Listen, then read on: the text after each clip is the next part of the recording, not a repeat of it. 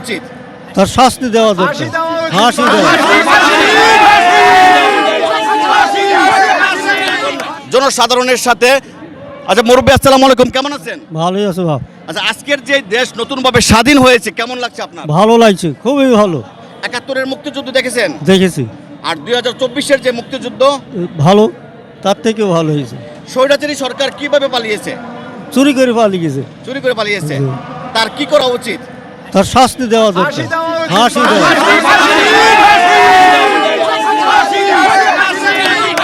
এই স্বৈরাচারী সরকার, এই স্বৈরাচারী সরকার কিভাবে পালালো? এই দেশ থেকে হেলিকপ্টারের মাধ্যমে ইন্ডিয়ায় চলে গেছে। কি করা উচিত তার? তার ফাঁসি দেওয়া উচিত। গত 16-17 বছরে এই স্বৈরাচারী সরকার 17 বছর যাবৎ আমরা নির্যাতিত, নিপীড়িত, ধান খেতে ঘুমাচ্ছি, জেল খেটেছি, সাজা ভোগ করেছি, পুলিশের মার খেয়েছি। আমরা বাংলাদেশ ছাত্র জনতার মাধ্যমে তাদের আন্দোলনের প্রতিফলন করেছে, ন্যায়ের প্রতিফলন করেছে, অন্যায়ের বিচার হয়েছে। আমরা শেখ হাসিনার ফাঁসি চাই। আপামর জনতা মুক্তি পেয়েছে। তারা ৭১-এ এদেশে স্বাধীন হয়েছিল, সেই স্বাধীনতা দেখেছি।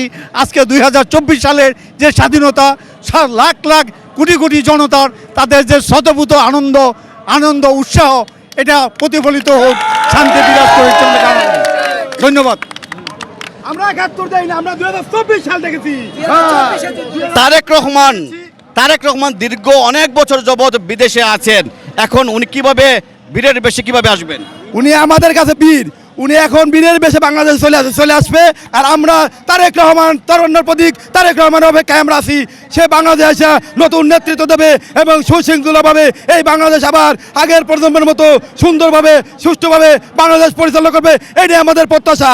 এবং তারেক রহমান জিন্দাবাদ, তারুণ্যের প্রতীক তারেক রহমান জিন্দাবাদ, খালেদা জিয়া জিন্দাবাদ, শহীদ প্রেসিডেন্ট রহমান জিন্দাবাদ।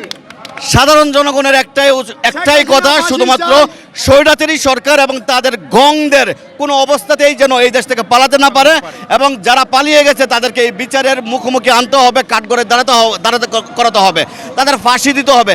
গত 16-17 বছর যাবৎ যে রুল স্টিম চালিয়েছে সাধারণ জনগণ এবং বিরোধী মতের লোকদের উপর, এখন একটাই খালি কাজ যে তাদেরকে বিচারের আওতায় এনে তাদেরকে ফাঁসি দিতে হবে।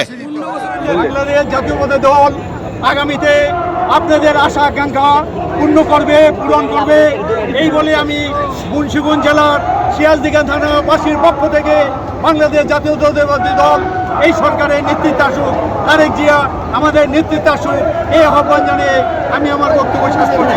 বাংলাদেশ জিন্দাবাদ।